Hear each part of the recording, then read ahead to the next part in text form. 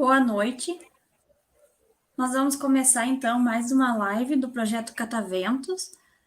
Hoje nós vamos discutir sobre educação bilíngue para surdos em diferentes perspectivas. Eu me chamo Ellen, sou uma mulher, estou usando uma blusa vermelha, cabelo castanho claro, longo, médio. Ao fundo, uma parede clara com um quadro decorando.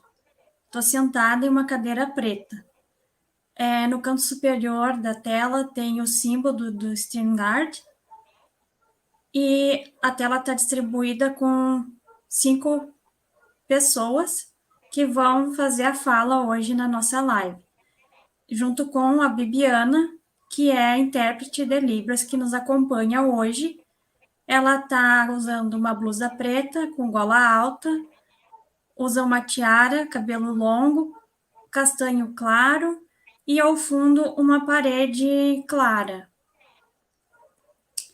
Então, hoje, alguns dos tópicos que a gente vai abordar envolve a discussão sobre Libras e cultura surda, educação bilíngue e educação de surdos, educação de surdos e negritude e educação científica e bilíngue para surdos.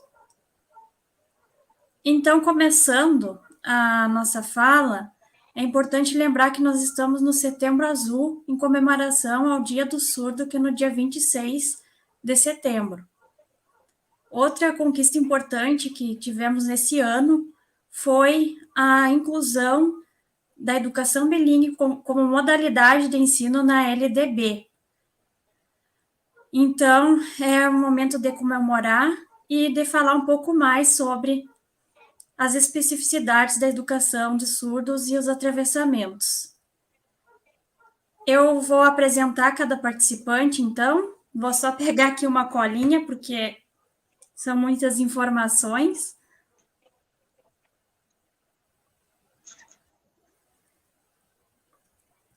Começando, então, pela Cássia. A Cássia é professora, é docente em Libras na Unipampa, possui licenciatura em Letras Libras, é especialista em Libras e está cursando mestrado profissional em ensino de ciências. Depois ela vai fazer a descrição dela. A professora Deise Lisiane, tradutora e intérprete de Libras, na Universidade Federal do Pampa também, colega da professora Cássia. Ela é graduada em Educação Especial, ela é especialista em ensino de Libras e é mestranda em ensino. Também vai fazer sua descrição após. Nossa outra participante, a Patrícia, também é professora, trabalha na educação infantil e nos anos iniciais, é isso, Patrícia? Sim. Tá, ok.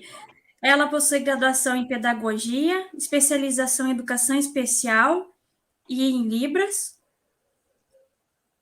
E eu, que sou a Ellen, também sou professora e intérprete de Libras no ensino fundamental. Eu tenho licenciatura em Ciências Exatas com habilitação em Física e também fiz segunda licenciatura em Letras Libras. Tenho especialização em Libras, sou mestre em Ensino de Física e atualmente faço doutorado em Ensino de Física. Então, eu trabalho e pesquiso com educação de surdos há um tempo, aproximadamente uns 5 anos e meio, quase 6. Na verdade, 6 anos, desculpem, 6 anos. E já completei 6 anos. Pesquiso sobre o ensino de física, o ensino de ciências, o ensino de astronomia na cultura surda. Através dessa pesquisa, eu percebi muitos enfrentamentos na educação de surdos, principalmente na educação científica. E dentre esses atravessamentos, é possível mencionar a falta de intérpretes de Libras, mesmo a legalização da profissão tendo ocorrido em 2010, ainda as escolas não conseguem garantir esse direito, porque é um direito de acessibilidade e para a inclusão da pessoa surda no contexto escolar. E em outros contextos, sem ser o educacional, muitas vezes também há falta de intérprete de Libras. Outro problema na educação de surdos, não só na educação científica ou no ensino de ciências em geral, é a falta de professores bilíngues ou de professores que conheçam a cultura surda e a língua brasileira de sinais. Professores que conheçam a pedagogia visual ou a pedagogia surda, que trabalhem com as especificidades dos estudantes surdos. Muitas vezes é um afastamento desses docentes, falta de formação continuada, falta de material didático bilíngue, visual, aulas totalmente oralizadas, sem uso de recursos de imagens ou simulações, que no caso das ciências é muito importante. Há também problemas com falta de sinais para terminologias científicas, tanto na matemática, quanto na química, quanto na biologia ou na física, embora já se encontre pesquisas, dicionários, ampliando e divulgando sinais para o ensino de física. E um dos trabalhos que eu acabei entrando foi, então, no ensino de astronomia, por perceber que havia uma escassez muito grande de sinais nessa área e com uma tentativa de aproximar as estudantes surdas que eu trabalhava na época da linguagem científica. Com essa pesquisa, foi possível criar, junto com esse grupo de estudantes surdas, um vocabulário para astronomia.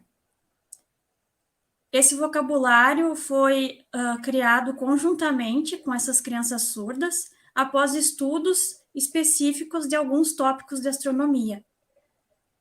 Para a criação desses tópicos e para a abordagem, principalmente desses tópicos, teve que haver um estudo intensivo antes, um estudo prévio sobre cultura surda, uma imersão na cultura surda, na qual eu já estava imersa por trabalhar com estudantes surdos, uma imersão também na língua de sinais, entender a estrutura, a gramática, para partir desse ponto poder construir sinais.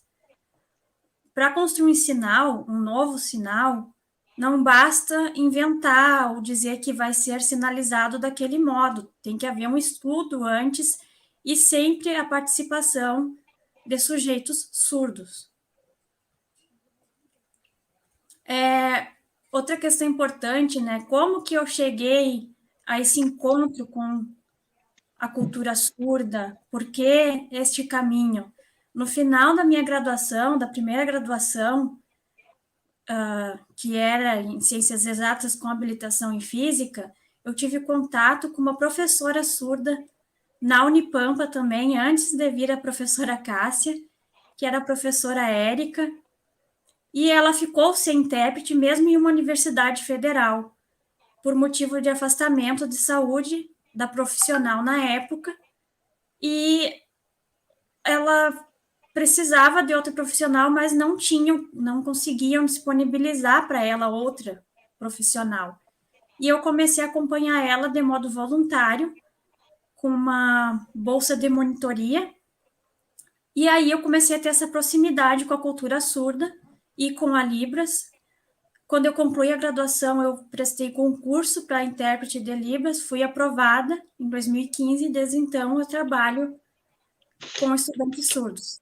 E daí foram surgindo as ideias para pesquisa, até ingressar no mestrado e hoje no doutorado, onde eu trabalho e tento desenvolver um material didático bilíngue e visual para o ensino de astronomia, através de um jogo que já está mais ou menos encaminhado, que envolve charadas de astronomia bilíngue. Ele é todo visual, ele é sinalizado com sinais construídos lá na dissertação e com descrição conceitual em português dos conceitos, dos astros. E seria esse um pouco, então, da minha trajetória aí pessoal, acadêmica, profissional. Agora eu passo a palavra, então, para a professora Cássia, que vai fazer a sua descrição e abordar mais um tópico importante para nós.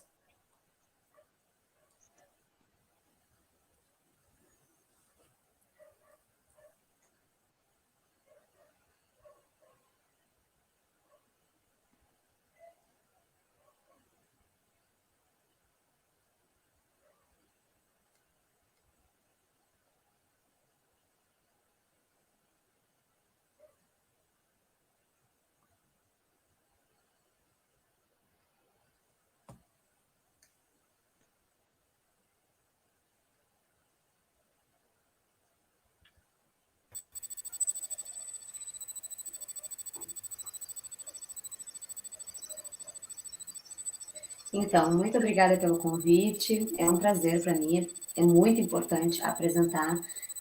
Eu, como surda, né? Então, meu sinal é esse aqui. Então, eu venho há muito tempo, né? A minha vida trabalhando anos e anos como professora, ensinando, né, a língua de sinais, a Libras. Mas antes, eu já trabalhava. Antes, então, desculpa. Primeiro, então, vou fazer minha audiodescrição, né? Então, tenho cabelo nos ombros, um pouquinho mais que os ombros, preto. Atrás de mim, então, tem uma parede cinza, tem os quadros. Eu uso uma camisa xadrez, certo? Então, voltando então ao assunto, eu trabalhava então psicologia, né, já na minha vida, professora, né, de Libras, e comecei a ensinar alunos surdos, né, a língua de sinais. Mas, bem antes, né, quando eu era criança, né, não tinha escola bilíngue. Eu só oralizava. E eu não tinha como ver, né? A professora, eu ficava atrás da professora. E a professora direto ensinava, né? Então, eu quase não conseguia aprender nada, né? E essa foi a minha grande dificuldade no meu desenvolver da minha vida. Então, quando eu comecei a entender, né, que eu sou surda, incluída, comecei a entender que para mim era difícil, os professores não entendiam, né, que eu era surda. Não tinha uma pedagogia visual comigo, não conhecia línguas de sinais, mas antes, né, também não tinha lei. Era só metodologia.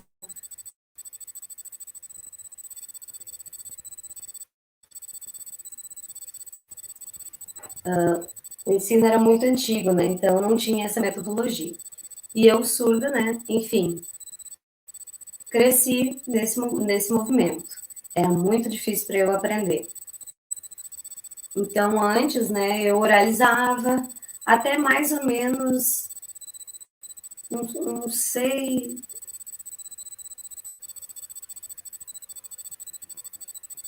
uns 13, 14 anos, mais ou menos. E aí, então, eu comecei a aprender a língua de sinais. Porque jovem, né, curiosa, enfim, comecei a aprender muito rápido a língua de sinais. Antes eu só oralizava, né, então eu demorava a aprender. E por isso, então, quando eu tinha mais ou menos uns 19 anos, comecei a ensinar a língua de sinais para alunos surdos, né? E eu percebi, então, a partir daí que começou a vir a lei, e tudo mudou para nós. A metodologia de ensino, antes, era antiga a metodologia, né? Não era igual. Então, tudo mudou por causa da lei.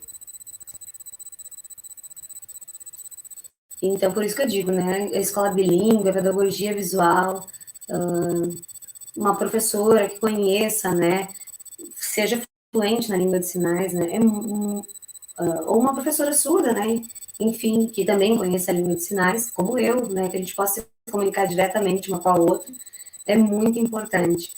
E para o meu psicológico, para mim, que sou surda, né, trabalhar com esses alunos que começam a aprender, né, comigo, e a observar, a professora é surda, tem algumas curiosidades e me pergunta que sinal é esse, eu vou trocando, então, e a comunicação começa a fluir, as crianças começam a aprender, e isso é muito importante, né? Para vocês ouvintes, né? Precisam ter uma língua de sinais fluente, né? Direta, é uma comunicação mais direta com o surdo, né? Então, até mesmo para não precisar sempre do apoio do intérprete, né? A responsabilidade material, por exemplo, precisa do intérprete, algumas coisas, mas é papel do professor, né? Então, a responsabilidade desse material adaptado é do professor da disciplina, né? O português, a matemática, a geografia, enfim, todas essas disciplinas não é responsabilidade do intérprete, não, de ensinar, né? O professor, o papel do intérprete é outro e o professor é outro. O professor que ensina dentro dessas disciplinas. E para uma melhor comunicação, então, né? E conhecer até mesmo a língua de sinais e entender um pouco mais também a pedagogia surda, né? Para ouvinte, para surdo, para dar um material específico, né? Para conseguir atingir realmente o aluno, para que ele consiga alcançar, né, o objetivo de ver o texto, de entender, de ter um intérprete, de todos esses materiais que são necessários e por vezes ainda falta, né, algumas coisas, material visual, por exemplo, alguns professores não conhecem. Então, por isso, eu vou observando, e especialmente na pós, na minha especialização, a minha pesquisa, então,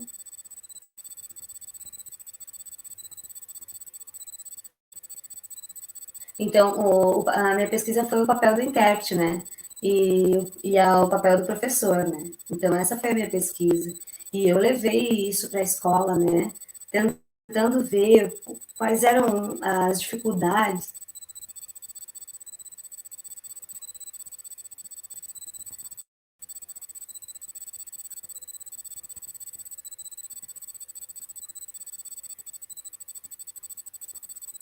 E São Cepé, na cidade de São Cepé, então eu fiz essa pesquisa do papel do intérprete em função do papel do professor, por exemplo, né? O concurso, né? O concurso, então, tem a vaga para o professor e para o intérprete, né? Mas precisa do intérprete para uma vaga, né? Para acompanhar junto, né? E para ajudar nesse material não é o intérprete, sim, né? O professor. Então, às vezes, por vezes fica confuso, né? Fica muito confuso esses papéis. Então, falta o conhecimento da área, falta informação.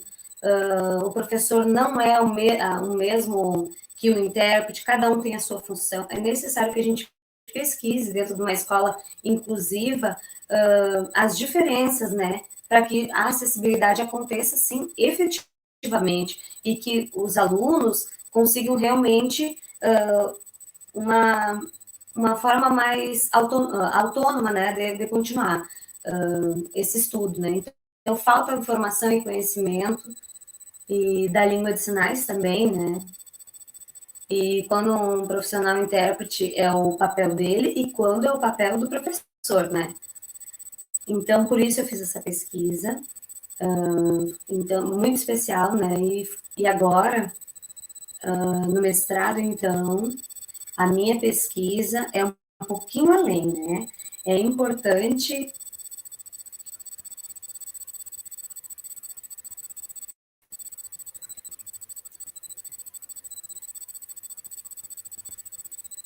Então, é importante gostar do assunto, né? Se sentir prazeroso nesse assunto,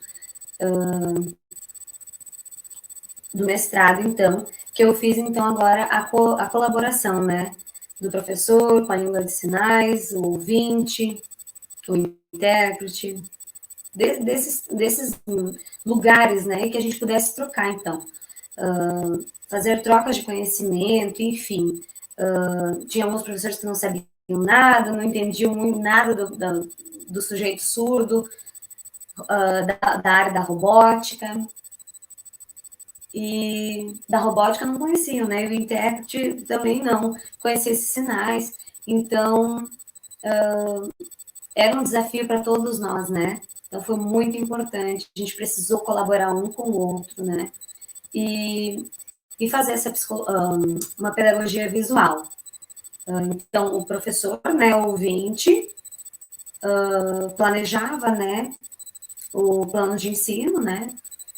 Fazia aqueles materiais, então, próprio, né, para o ouvinte, e aí eu...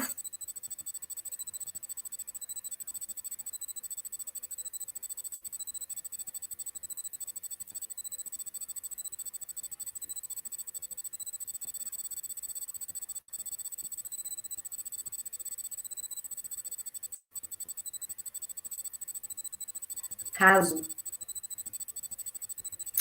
Então, no meu caso de estudos, então, né, era este, né, este assunto, exatamente, em como o intérprete, o professor, iam fazer essa colaboração para ensinar melhor esse aluno surdo, né?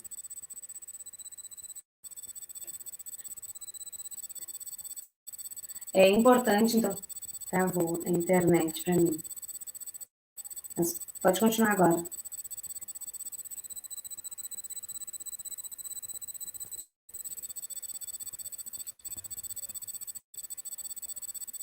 Então, o professor ouvinte, né, o intérprete, e fazer essa relação, né, essa mediação, essa troca, então, de pensar, então, um material de plano de ensino objetivo, né, para esse aluno. Pensar exatamente em como ficar esse material visual, né, com imagem, com vídeo, com fotos, também com alguns materiais, né, que a gente conseguisse fazer com que o surdo ficasse melhor para ele, conseguisse aprender mais rápido, né? Então, o ensino só na fala, nas palavras, né? No conteúdo em si é muito difícil, né? Na área da ciência. Então, era necessário, então, na ciência robótica, então, era necessário a gente pensar esses sinais antes, né? Como a Ellen comentou, e a gente começou a fazer, eu também pesquisei esses sinais da robótica na área, né? Que é bem difícil, mas eu, né, não tinha conhecimento da área, e foi um desafio para mim também, com certeza, participar e aprender, né? E pensando nisso, foi muito importante essa troca para nós, né? E era o papel da área da robótica e o intérprete também apoiando, e foi um aprendizado para todos nós juntos, né? E, enfim, então agora no meu mestrado, né? A única coisa é a robótica, né? Eu já terminei, então, e continuo ainda, né, fazendo essas trocas com os professores das disciplinas demais, né? Por exemplo, licenciatura, né? A licenciatura. Eu sou professora, então, dentro da Unipampa, da disciplina, né? Então, eu cobro a licenciatura. Mas, por exemplo, quando forma, né? E continua. Como que vai fazer essa continuação, essa formação pós, né? Então, é pensando nesse profissional, né? Que vai se formar e vai, por vezes, precisar fazer essas adaptações da aula. Então, é por aí que eu comecei a pensar também. Aproveitei, então, dentro do meu mestrado, né? Quando eu fiz, eu continuei, então, um pouco desse projeto e para a formação, então, da licenciatura, né? Também, pensando na Unipampa, né? E no futuro,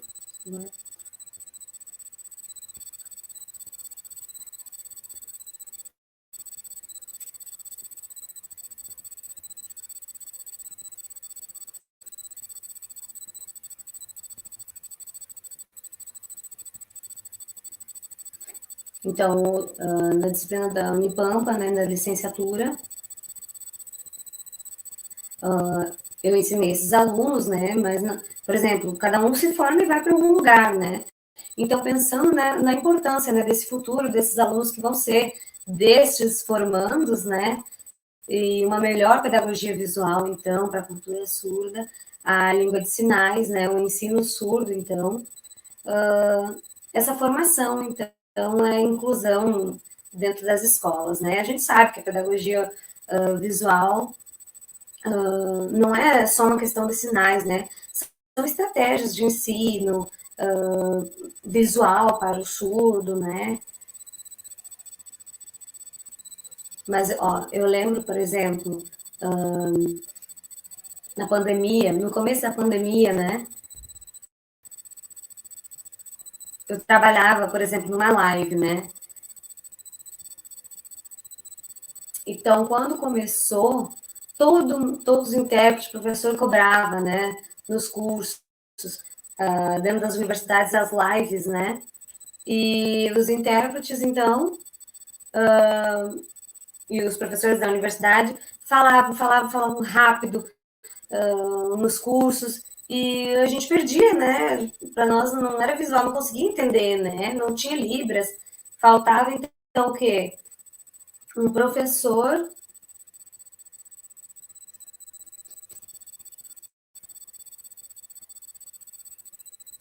que conhecesse, então, e entendesse, adaptar o seu próprio material, né? Com imagens,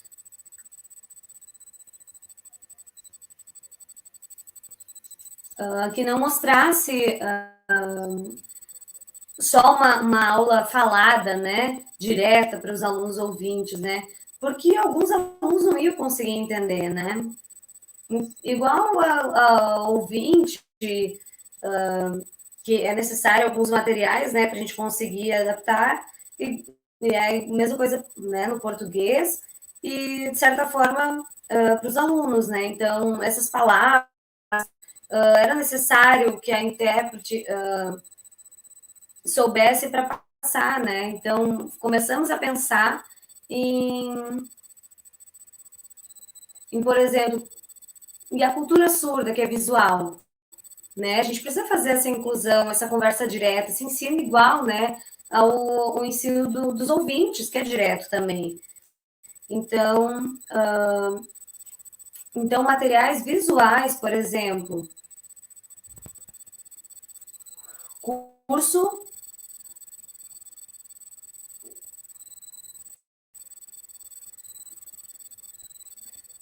de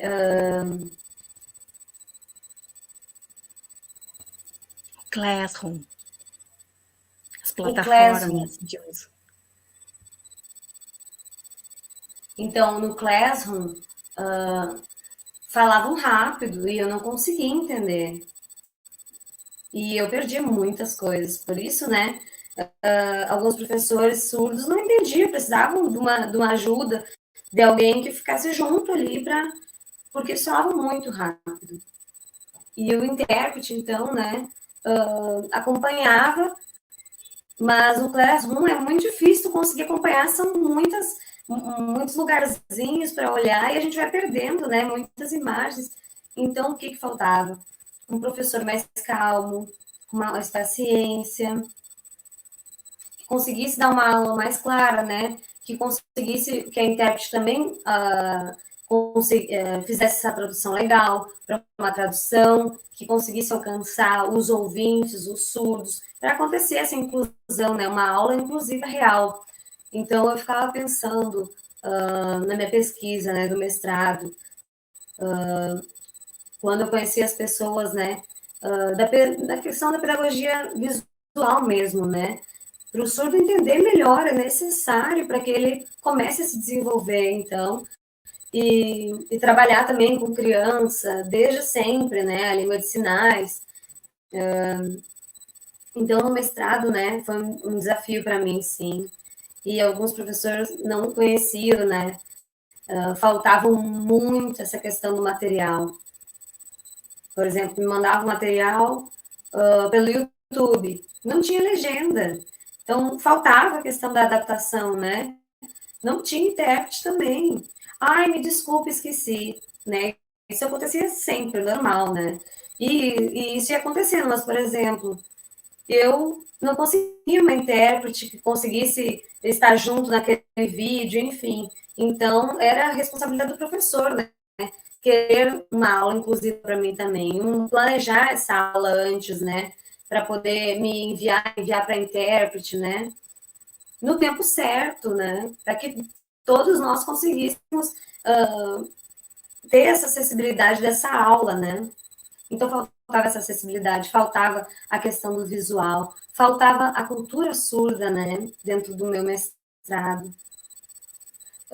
O professor formado, a formação continuada, né, eles não querem fazer essas formações continuadas de inclusão. E isso eu ficava pensando, né, como, né, vai ensinar então um surdo? Por isso, então, eu acho muito importante, né, continuar esse debate, esse assunto, né, do ensino, né, direto para nós, da inclusão, que a pessoa com deficiência, cega, cadeirante, enfim, diversos, né, a acessibilidade, o ouvinte também, né, o português sempre também, então, a gente precisa adaptar. E o surdo chega nisso e eles não sabem a nossa, como nos ensinar, que é um pouco diferente, né, a nossa linguagem, porque as outras deficiências não são tão diferentes, né? Mas o surdo é um pouco, sim. E a nossa cultura também. Então, aqueles materiais, por exemplo, uma pessoa deficiente, que, né, tem, para nós surdos não é igual. Para eles usam português, e nós surdos não. Né? Nós temos uma outra comunicação direta, mas eu ficava pensando, né, no futuro, no doutorado, eu vou continuar pesquisando mais sobre essa área para melhorar a questão da inclusão e do ensino bilíngue para surdos.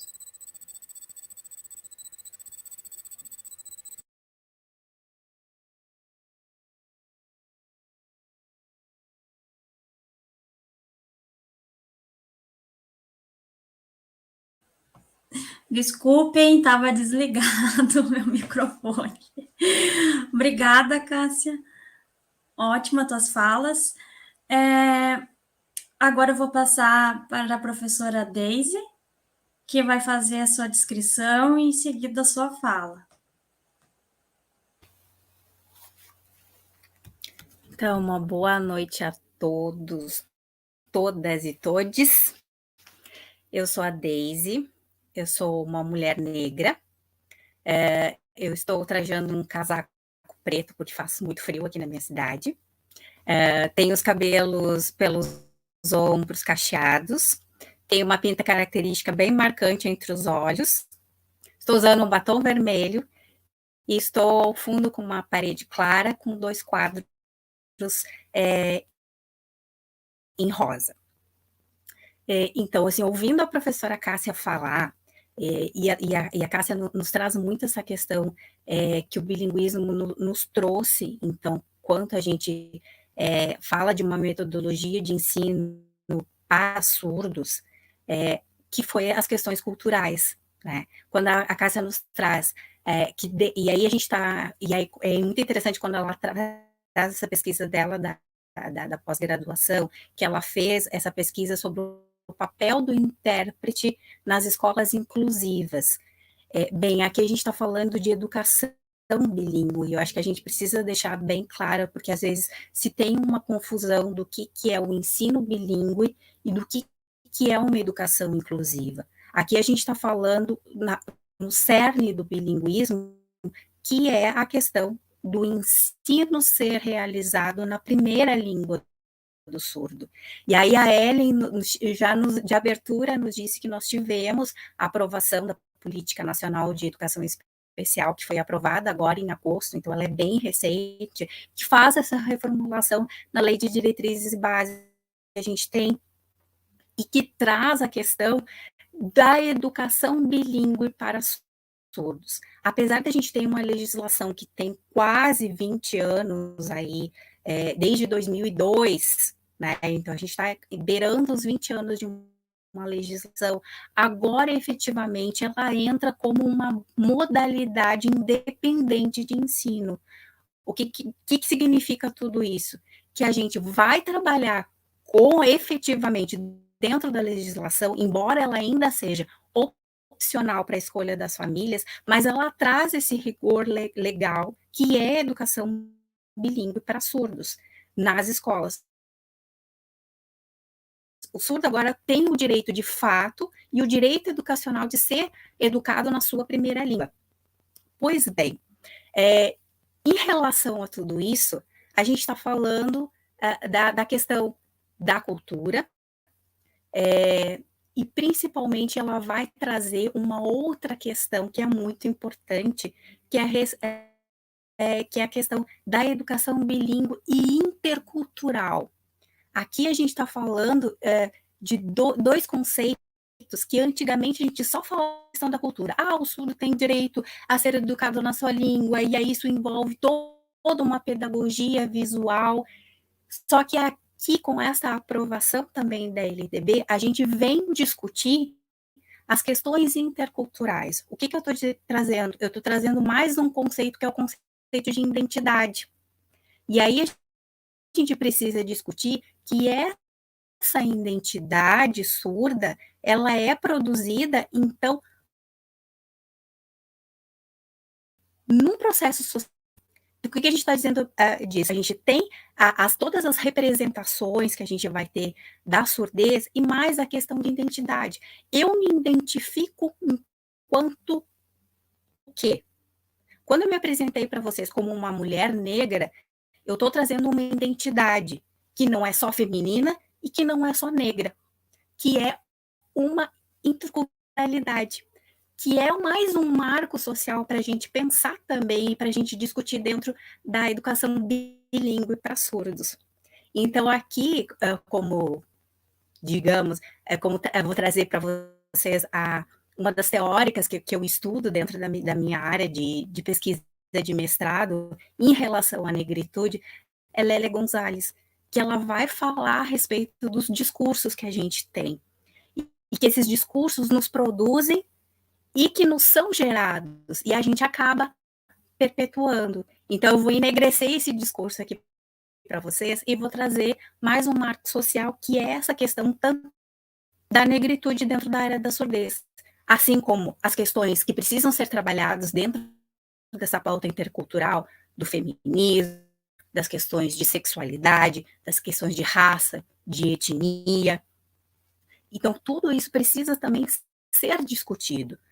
E principalmente quando eu trago a questão da negritude, porque aqui vamos pensar, a gente vai ter duas diferenças aqui, né? Que é uma diferença do ser surdo e tudo que constitui esse ser surdo, e a diferença de ser negro dentro de uma sociedade. Um surdo negro. Vamos pensar no segundo.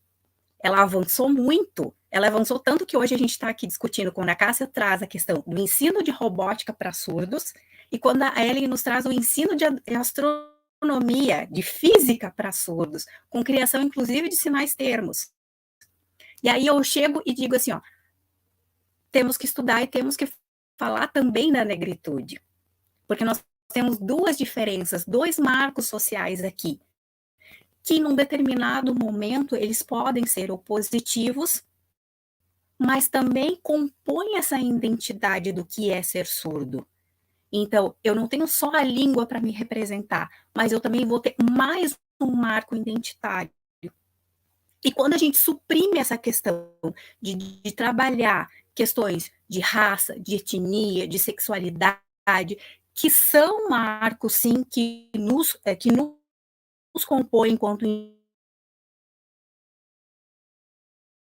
indivíduos, enquanto sujeitos, e também enquanto surdos, de discutir esse, digamos, esse apagamento dessa identidade de desenvolvimento e de aprendizagem dessas crianças. Se a gente pensar que dentro das escolas hoje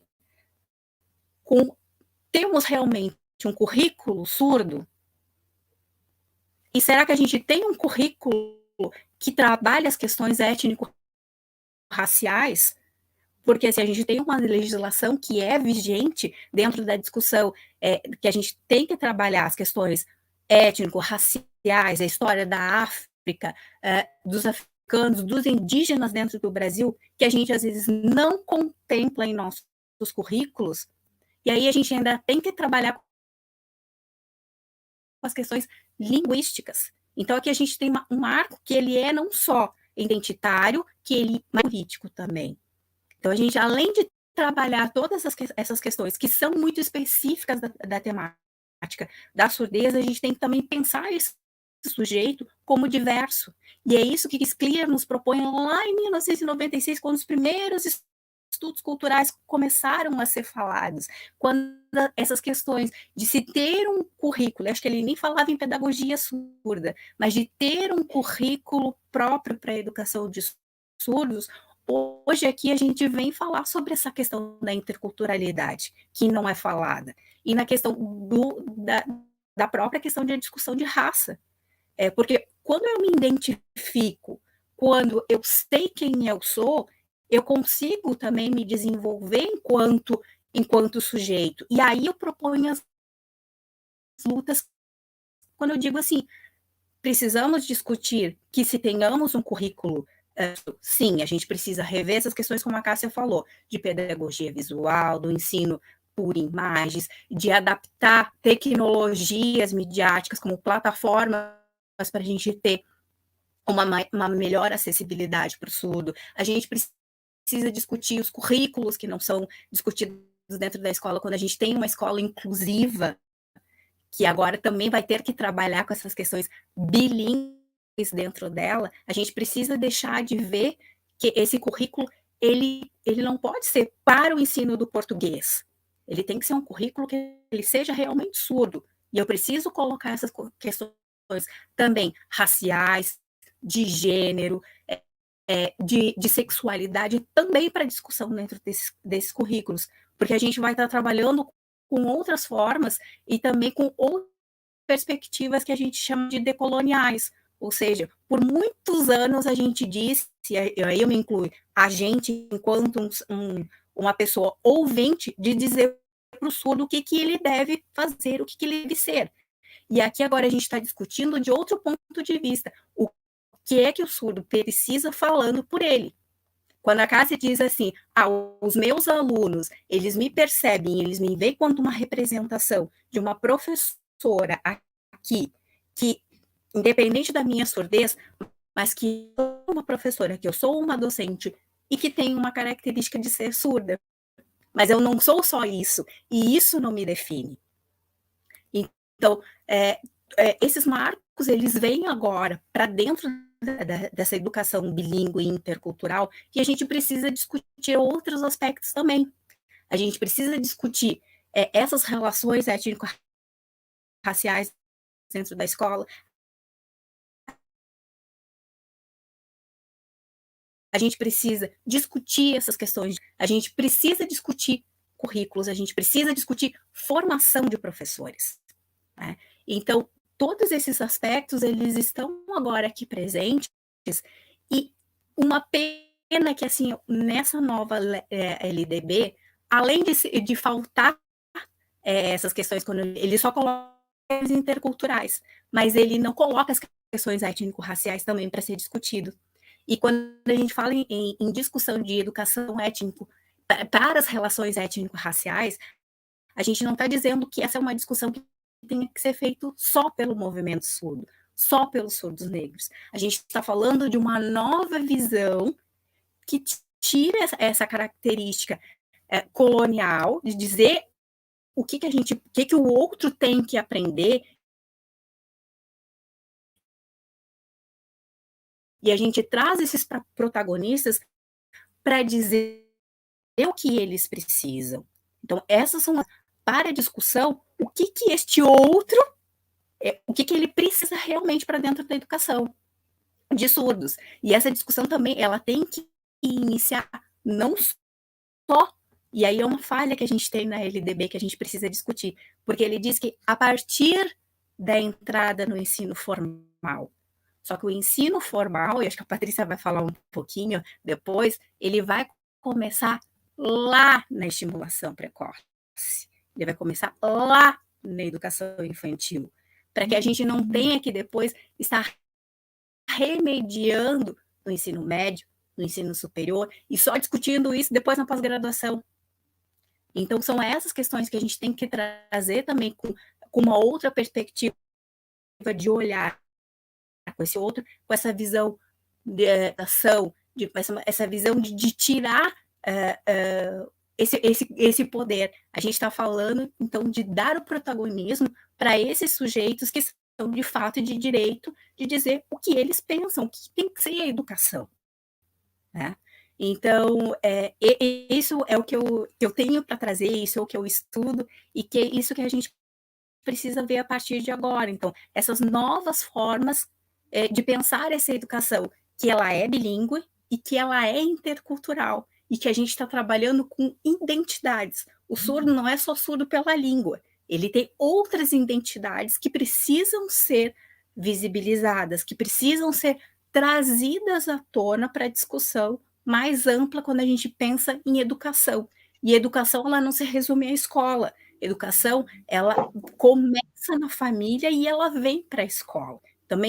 E também a gente tem essa importância de se trazer as famílias para a discussão do que é melhor, visto que ela vai ser uma educação bilíngue opcional, ela vai ser optativa para aqueles que assim a quiserem.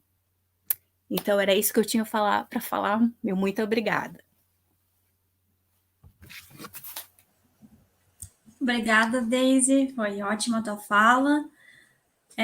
Depois a gente vai fazer uns comentários no final. Agora eu vou passar para a professora Patrícia, que vai fazer essa descrição e em seguida a fala. Boa noite a todos e a todas. Sou a professora Patrícia. Tenho cabelo comprido com mechas loiras. Uso óculos. Estou vestindo uma blusa preta e batom vermelho claro. Tá leve, já tá levezinho o batom agora. Então, é um prazer enorme estar aqui junto com vocês, essas colegas tão especiais, professora Cássia, nossa inspiração, nosso ponto de referência para nós, professores, para os surdos, para as famílias que estão migrando para a língua de sinais, para Libras.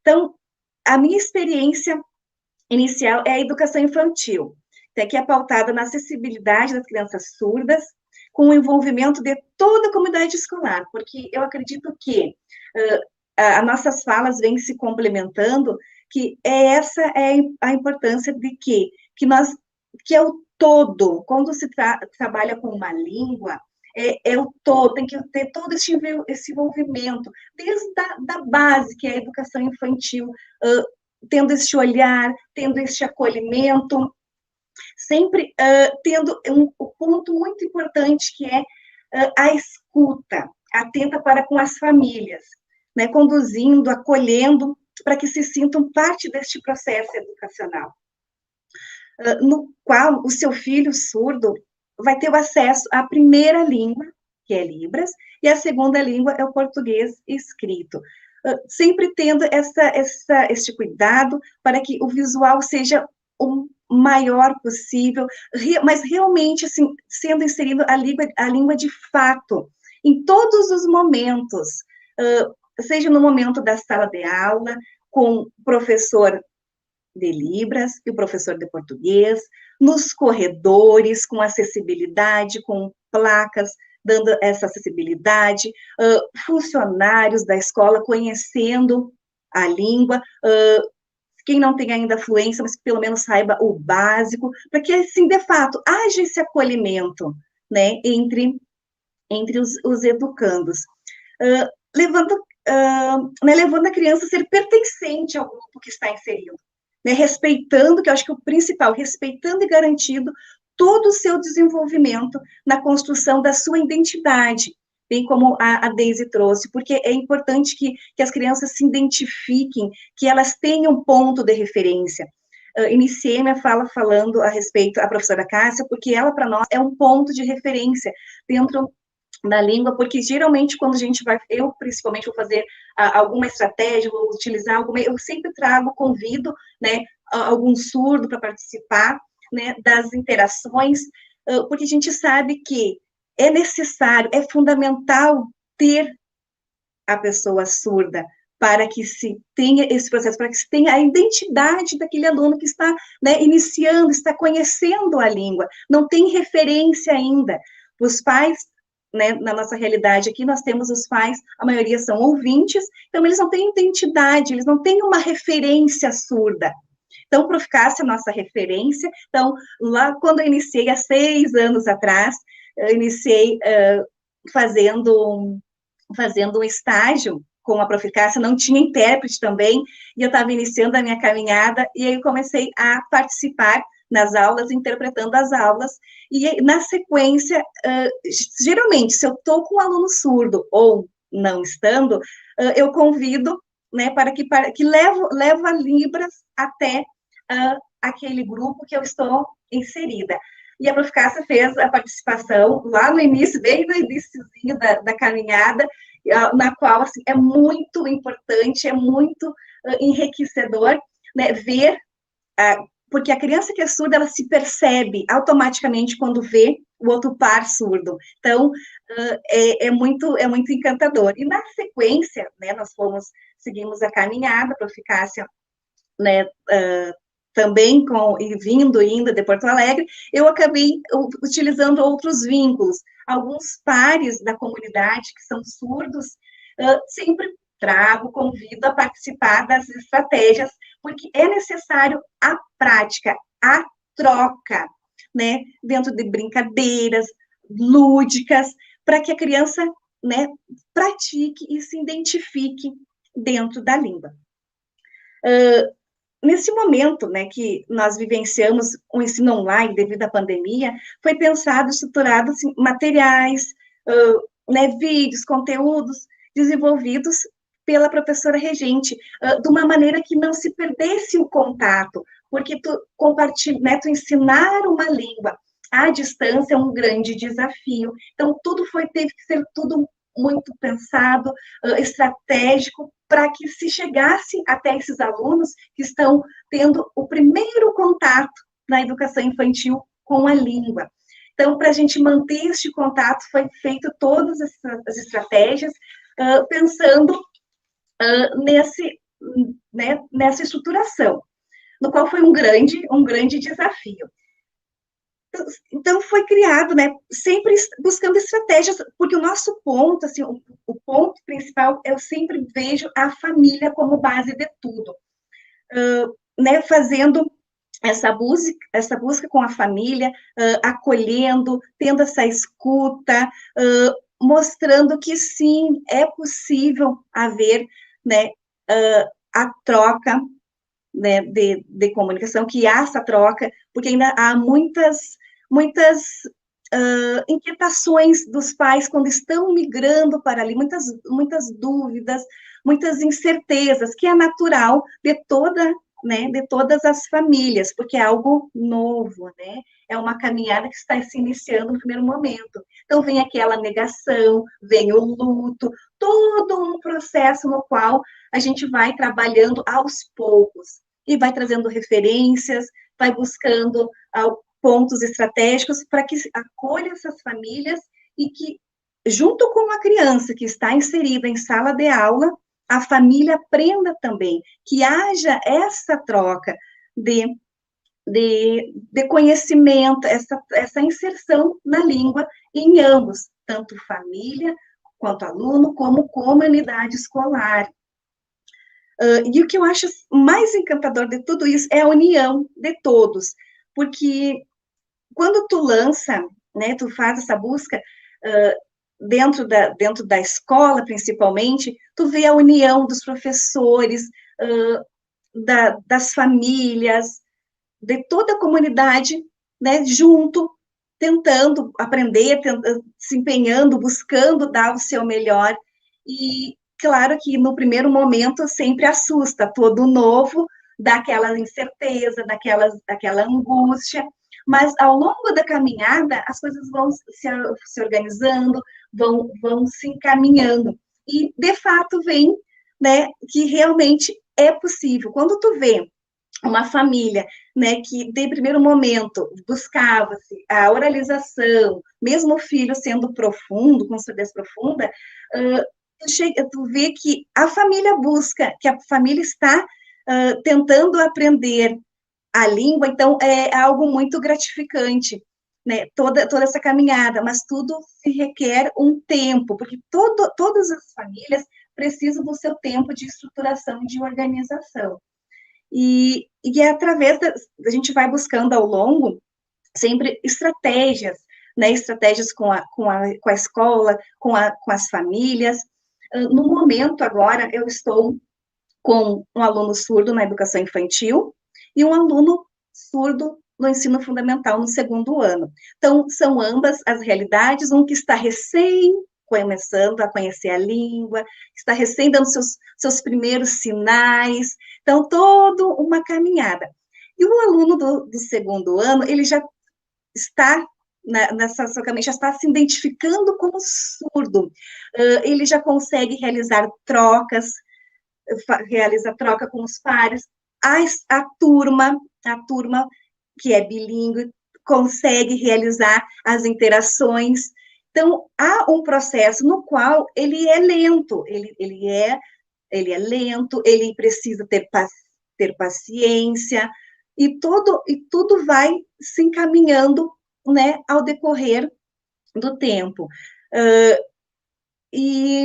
O mais interessante assim, de toda essa caminhada é que a gente vai, conforme eles vão crescendo, as famílias vão realmente vendo que a criança consegue se comunicar, que eles conseguem, de fato, ter uma comunicação, não mais gestos, né, caseiros, e eles ficam assim, ai, professora, eu não acredito.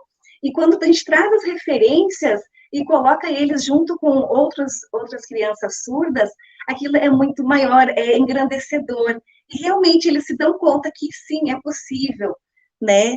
E a língua começa a se desenvolver, a língua começa a ter, né, o seu lugar, o seu espaço, que até então, né, ainda não havia, e era tudo muito restrito. E essa é a nossa caminhada.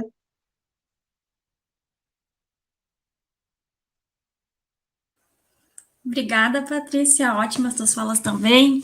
Todas contribuíram bastante, né? Falando desde ali da educação infantil, que é muito importante, a questão da família, a questão das identidades, da questão cultural e intercultural, que é importante dar uma ênfase também.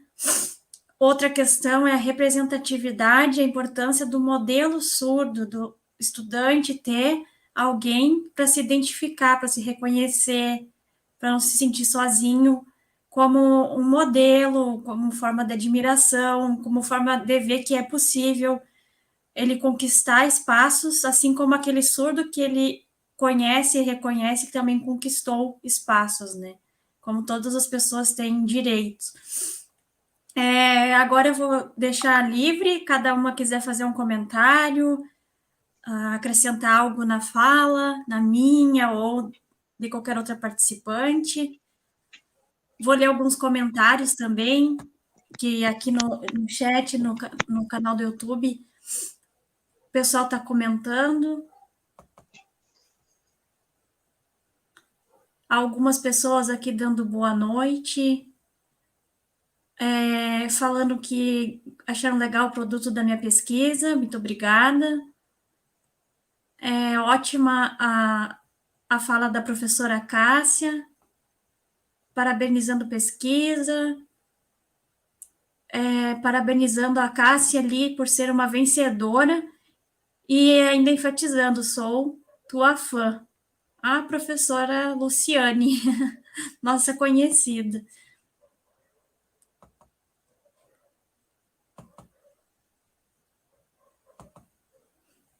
Mais pessoas botando aqui excelente, ótimas falas, meninas. É isso. Vou abrir também, se alguém tiver dúvida, já quiser ir escrevendo ali no chat, pode escrever uma dúvida para qualquer uma de nós e a gente vai respondendo e vai conversando agora. Com vocês, meninas, alguém quer fazer um comentário, reforçar algum ponto?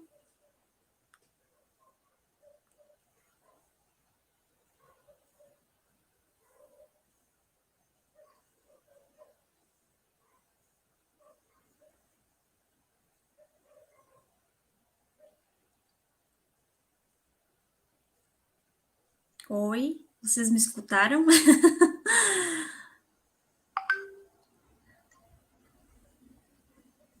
Travada. Travou? Deu uma travada.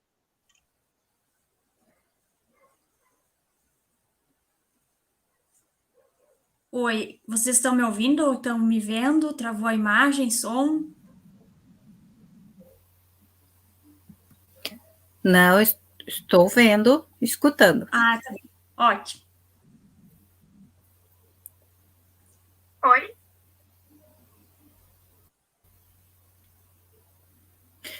Eu fui tentar entrar aqui e bloqueou para fazer a prova.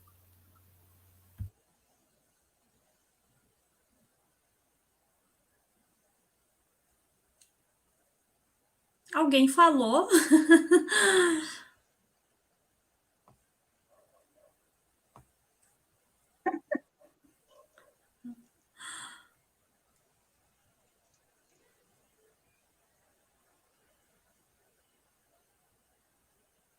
Vou ver lá se alguém postou alguma dúvida.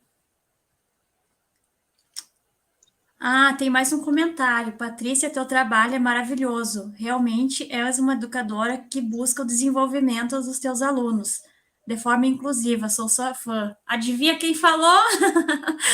A própria Luciane, que também tem uma caminhada também na educação de surdos. Obrigada, Lu. A Lu que me impulsionou, fez assim, puf, vamos. A Lu também trabalha no município aqui em Caçapava há uns quantos anos, tem uma vasta experiência, já deu cursos de Libras no município, convida também a participação de pessoas surdas para divulgar Libras, a cultura surda, e como forma de representatividade, né? Uma questão que a Deise colocou também, que eu queria reforçar, que é chamar o surdo para falar, chamar o surdo para participar. É importante isso, porque senão fica ouvinte falando de surdo, ouvinte falando sobre cultura surda, ouvinte falando das leis, ouvinte falando o que é melhor para a aprendizagem do surdo. Tá, mas e o surdo, né? O surdo também tem fala, o surdo também tem vez, também tem que participar. Perfeita informação, Ellen. Eu sempre tento, dentro das estratégias, sempre tento levar o surdo para dentro da escola, sempre. Acaba que fica um pouco restrito devido à disponibilidade de cada um. Mas sempre que possível, assim, a gente leva para a escola, faz alguma mediação, porque eu vejo a maneira que eu vejo. Tem que haver, né, a pessoa surda para que sim, para que se esteja ali, né, interagindo, mostrando, fazendo as suas trocas, tanto para a turma em si, para os alunos, como para a comunidade escolar que está ali. A gente faz vídeos com as interações e compartilha depois no grupo das famílias, então a gente tenta buscar estratégias para que chegue, né, e esses surdos também, eles vão tomando propriedade, vão se empoderando também, se sentindo né, que eles são importantes, eles são muito importantes para a nossa comunidade, para, né, para nossas interações no todo. Sim, até agora eu me lembrei também, tive experiências de levar surdo, até não foi eu que levei, porque eu não conhecia, né? Porque eu trabalho no município de São Cepé, então eu não conhecia muito a comunidade surda de lá. Agora eu já conheço mais pessoas surdas em São Cepé. E aí a educadora especial levou, a gente tinha um grupo que ela tinha montado na época, né? E ela levou um rapaz surdo. E aquele grupo foi ótimo aquele dia, aquele encontro, porque aí ele começa a contar histórias e as crianças elas ficam muito interessadas em saber aquela história, assim, né? E é outra perspectiva, é diferente de eu chegar e contar uma história para elas da minha vivência, porque era um surdo contando uma vivência dele, uma experiência dele.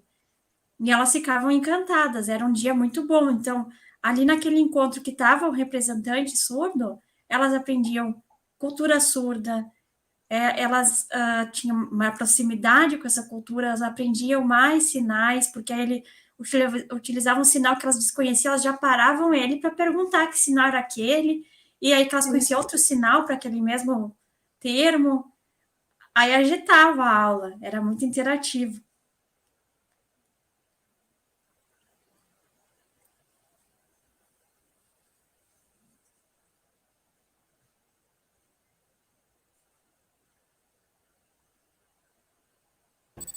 Então, também, né, eu já vi em algumas escolas, né, de ouvinte, né, que não exista a inclusão, tem materiais, por exemplo, livros, né, com ABCD, enfim, todas as letrinhas, né, e as crianças pensam, a comunicação, né, é, é só isso, né, é só a questão do alfabeto manual, mas a comunicação do surdo, não é assim, né? Então, o que acontece, né? Falta alguém realmente, né, que aprenda, que consiga ensinar esses alunos, por exemplo, inglês, né? Cobra das crianças estudar o inglês, mas não cobra de estudar Libras. Aí eu fico pensando, né? Aqui no Brasil, né, já é lei, né, a língua de sinais. E a escola, todos, né, cobram as disciplinas, esses alunos, por exemplo, daí dentro da faculdade, cobra a disciplina de Libras, ok, mas e dentro da escola, por que a gente não aprende, né? Por que não é cobrado lá, como o inglês, por exemplo, né? Eu fico pensando isso, é bem simples, né? As pessoas só ensinam aquela questão do alfabeto manual e a língua de sinais em si, não, né? Então falta conhecer realmente. Então eu penso, né, no futuro a gente pode debater e cobrar essa questão da disciplina na língua de sinais aqui no Brasil, né? Como a segunda língua. E a Libras né? Então, a primeira é o português e a segunda língua, então, do Brasil é a língua de sinais. Então, por que não é cobrada uma disciplina dentro de uma escola, né? Então, isso realmente é muito importante para as crianças, para aprender a segunda língua dela, do Brasil, e que venha realmente um surdo, né? Para conseguir ensinar e mostrar a língua de sinais, que é nossa também, né? É da nossa cultura, é a segunda língua do Brasil. Então, é fácil para as crianças aprenderem muito rápido e já conseguem se comunicar. Imagina quando acontecer a inclusão, né? Com algum aluno surdo dentro da escola ouvinte, né? Que maravilhoso que vai ser essa troca, né? Vai já ter uma prática, a gente vai conseguir entender o aluno surdo, vamos conseguir se comunicar, a cultura dele já vai entender melhor, né? É muito importante ter uma criança surda e uma criança ouvinte tentando se comunicar. Isso é muito importante dentro de uma escola inclusiva. Não é só cobrar o inglês. Tá, tudo bem, né? Uma comunicação. Mas aqui no Brasil, o inglês... Então, por exemplo, São mais ou menos... De novo, travou. 60 milhões aqui no Brasil, né, de inclusão bilíngue aqui, né? Mas, por exemplo, e o foco, né, a questão do surdo, uma pessoa com baixa audição, eles cobram muito oralidade, que tenha que ser visual, a língua de sinais dentro da escola. Então, para as crianças seria muito importante, né? A gente precisa disso para o futuro ser muito mais inclusivo, né? Onde a sociedade, então, consiga transitar um com os outros e consiga fazer uma comunicação básica, pelo menos, né? Não precisa ser aquela comunicação profunda, que seja fluente, mas uma comunicação que consiga se compreender, quebrar essas barreiras, né, do dia a dia, desses lugares, né? Fazer uma sociedade mais inclusiva, real. Por exemplo, numa loja, num restaurante, em qualquer outro lugar. A língua de sinais deveria ser conhecida, né?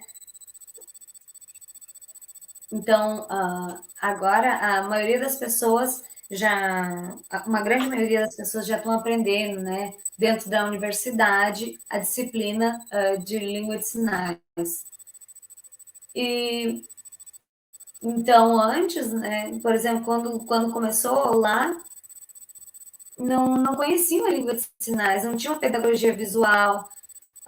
Começou depois, né, depois da faculdade, depois é jovem, e aí a gente tem que começar a pesquisar um pouco mais, no mestrado, no doutorado, para conhecer bem a área do surdo, né?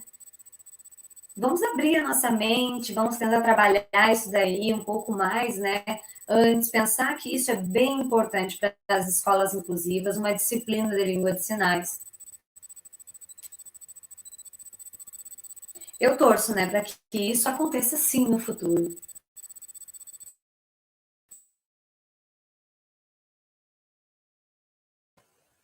Excelente.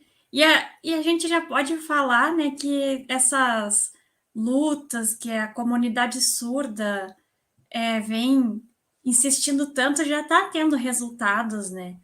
Esse futuro tá chegando, porque agora que teve em agosto o reconhecimento da educação bilíngue como modalidade incluíram na LDB, mais uma conquista, né? Do intérprete de Libras, que foi regulamentada a profissão lá em 2010, demora a se adequar, né? Porque até agora ainda falta intérpretes. Então, tem essa conquista agora em agosto, né, da educação bilíngue, mas a gente sabe que ainda tem que continuar insistindo, trabalhando, pesquisando, divulgando, para que se realmente aconteça. Isso tem que ser garantido, é um direito do surdo e é um direito das demais crianças também. Porque quando se tem um aluno surdo dentro da sala de aula, todo mundo ganha, porque torna a sala de aula mais diversa, todo mundo pode aprender uma nova forma de comunicar, uma nova língua. Então, para a escola, isso é enriquecedor. O professor vai ter que buscar novas metodologias, novas práticas, se ele está preocupado com o ensino do aluno surdo. Então, é importante, sim, investir e continuar nessa luta. Parabéns pela tua fala, Cássia. Contribuiu muito para nós nessa noite, né, nós temos uma pessoa surda aqui para falar junto conosco. Mais alguma consideração?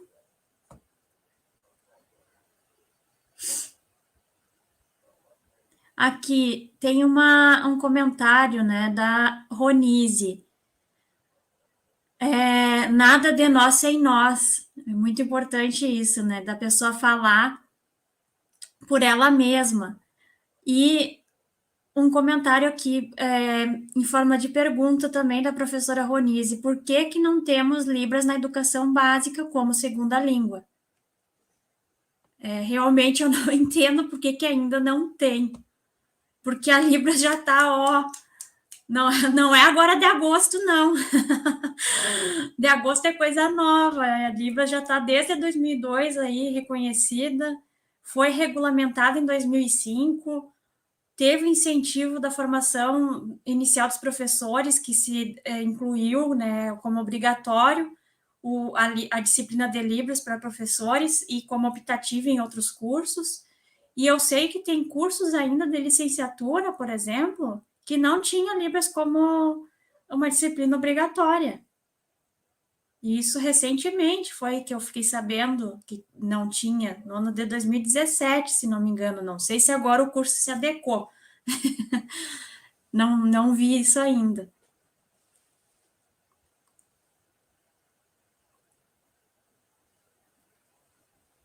E uma forma até dos municípios e do estado tentar incluir, para a gente não ficar só abordando o problema, mas de pensar uma solução, quem sabe criar uma oficina de Libras para começar a adaptar a escola e quem sabe aquela oficina vira disciplina.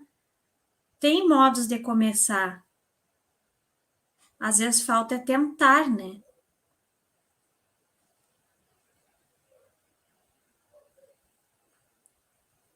Mais algum comentário? Podemos encerrar?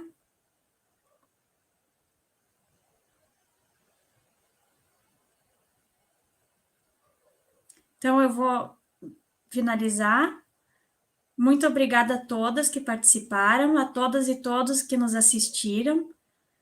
Espero que tenhamos contribuído para o entendimento sobre cultura surda, sobre Libras, sobre interculturalidade, sobre surdez e negritude, sobre inclusão, acessibilidade, educação bilíngue, e que seja útil aí para quando se encontrar com uma pessoa surda, entender o modo de ser surdo, né, e respeitar, em primeiro lugar. E para quem é professor, que sirva como uma forma de repensar as suas práticas e trazer mais metodologias visuais para a sala de aula. Não precisa ser fluente em Libras, porque às vezes tem essa confusão. Ah, agora eu vou ter que dar a aula em Libras? Não necessariamente, se quiser também está livre para tentar. Mas de entender a cultura surda, entender que aquele aluno tem outra língua, que ele tem uma cultura própria. E a partir disso, trazer abordagens que incluam esse estudante, pensando nele também, e não numa aula totalmente oralizada, totalmente baseada no estímulo sonoro, né? É isso, então, muito obrigada, boa noite e até nosso próximo encontro.